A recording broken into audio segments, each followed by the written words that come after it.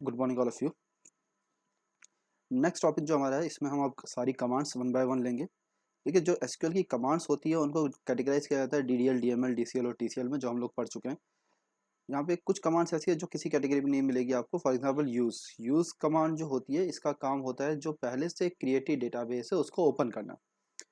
Board में ये question काफ़ी बार आता है कि कौन सी कमांड है जो एग्जिस्टिंग डेटाबेस को ओपन करने के काम में आती है, तो उसके लिए आपका आंसर होगा यूज कमांड।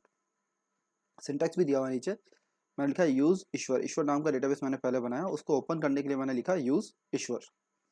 नेक्स्ट कमांड जो आपको है दैट इज शो डेटाबेसेस। देखिए शो कमांड जो होती है वो list of database and list of tables दिखाने के काम में आती है। अगर यहाँ लिखा हुआ है शो डेटाबेसेस तो ये आपको सारे डेटाबेसेस के नाम बता देगी जो आपके सिस्टम में अवेलेबल है उस एसक्यूएल के अंदर।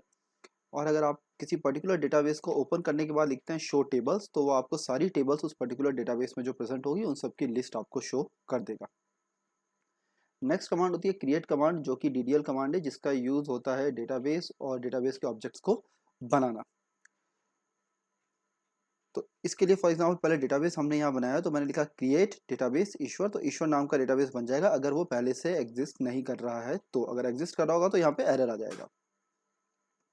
अगर आपको टेबल क्रिएट करनी है तो पहले उस डेटाबेस को जो आपने बनाया था ईश्वर उसको ओपन करना पड़ेगा, यूज ईश्वर लिख के वो डेटाबेस ओपन हो गया। Then you have to create table by using create table student. Student नाम लिया है मैंने टेबल का, आप कुछ और भी ले सकते हैं जो भी क्वेश्चन की रिक्वायरमेंट होगी। तो create table student bracket open, first column का नेम जो यहाँ पे लिया रोल नंबर, फिर data type int, comma name varchar उसकी साइज 30, कॉमा एड्रेस वेरकर 30 और ब्रैकेट क्लोज। यहाँ पे क्रिएट कमांड मैंने पूरी लिखी है with constraints. Create table student roll number int primary key, यहाँ पे जो रोल नंबर कॉलम है उसको मैंने प्राइमरी की बनाया है। नेम नाम का जो कॉलम है उसको वेरकेर के साथ नॉट नल बनाया है। फादर नेम जो है उसको भी मैंने नॉट नल बनाया है, F name stands for father name, और उसको भी मैंने नॉट नल बनाया है। नेक्स्ट कॉलम मैंने लिया है मोबाइल जिसका डेटा टाइप वेरकेर 12 और मैंने उसको क्या लिया यूनिक। फिर मैंने लिया एज जिसका डेटा टाइप है इंटीजर और उसके साथ मैंने चेक कंस्टेंट लगाया है check age greater than 18। And last column मैंने यहाँ लिया जेंडर कैर डेटा टाइप उसका और डिफॉल्ट एम, अगर यूजर कोई भी वैल्यू नहीं डालेगा तो बाय डिफॉल्ट उसमें एम इनपुट हो जाएगा। नेक्स्ट डिटेल कमांड है आपकी ड्रॉप कमांड। ड्रॉप कमांड जो होती है बेसिकली वो डेटाबेस और टेबल्स को रिमूव करती है including structure and values both. तो यहाँ पे मैंने लिखा ड्रॉप डेटाबेस ईश्वर, तो डेटाबेस जो आपने ईश्वर नाम से बनाया था वो पूरा डेटाबेस डिलीट हो जाएगा, रिमूव हो जाएगा आपके पीसी से, इंक्लूडिंग उसके अंदर जितनी भी टेबल्स हैं और उनकी वैल्यूज भी।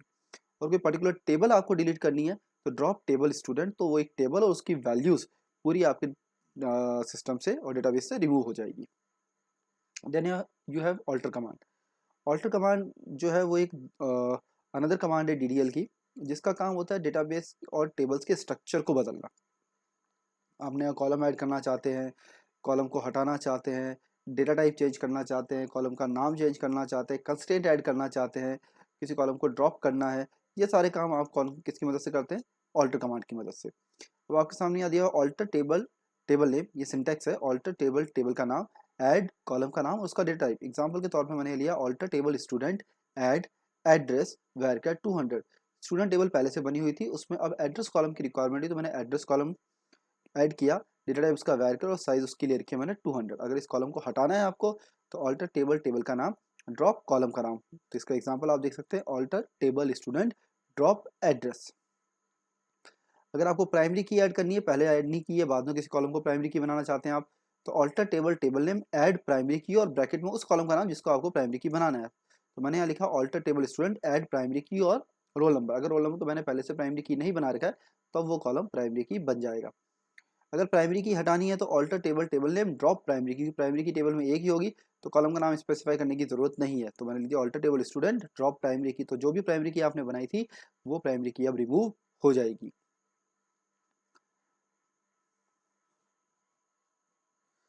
Next is modify. देखिए मॉडिफाई जो होता है किसी भी कॉलम का डेटा टाइप या साइज चेंज करवाने के काम में आएगा। तो मैंने लिखा alter table table name modify column का नाम और न्यू डेटा टाइप और न्यू साइज। तो एग्जांपल के तौर पे देखिए alter table student modify name varchar 100। पहले नेम नाम की कॉलम का वेरकर साइज कुछ दूसरा दिया हुआ था, अब मैंने वेरकर करके उसको 100 कर दिया। नेक्स्ट कमांड में देखिए आप alter table table name change old column new column और डेटा टाइप। देखिए यहाँ पे आप कॉलम का नाम as well as data type भी चेंज हो जाता है साथ में अगर आप करना चाहेंगे तो मैंने लिखा alter table student change name name नाम का एक कॉलम था, उसको मैंने चेंज करके क्या कर दिया, स्टूडेंट नेम वेरकर 300, पहले 100 था, अब उसको मैंने वेरकर 300 के कर दिया, मतलब नेम भी चेंज हो गया कॉलम का और डेटा टाइप भी चेंज हो गया। अगर आपको किसी कॉलम को पहले नॉट नल लगाना भूल गए और अब आप उसको नॉट नल लगाना चाहते हैं तो ऑल्टर टेबल, टेबल का नाम, मॉडिफाई कॉलम का नाम और नॉट नल, यहाँ नीचे एग्जांपल देख सकते हैं, alter table student modify name not null, ये एग्जांपल्स हैं जो आप देख सकते हैं।